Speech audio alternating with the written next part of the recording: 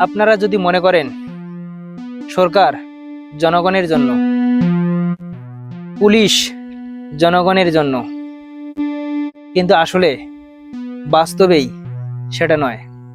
সরকার শুধুমাত্র নিজের জন্য এবং তার দলের চামচাদের জন্য। আর পুলিশ, তারা তো ঘুষের টাকা ছাড়া কোনো কাজই করে না।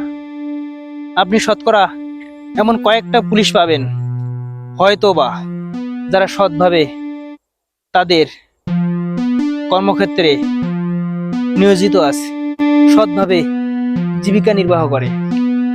কিন্তু বাস্তব অর্থে সরকার শুধুমাত্র তার নিজের জন্য এবং তার দলের জন্যই।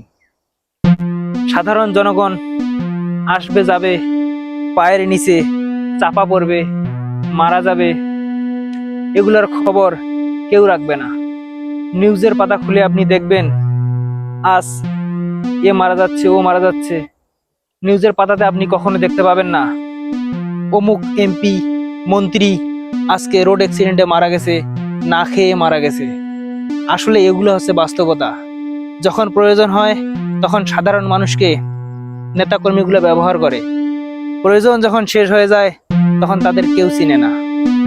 এদের মধ্যে দুই একটা নেতাকর্মী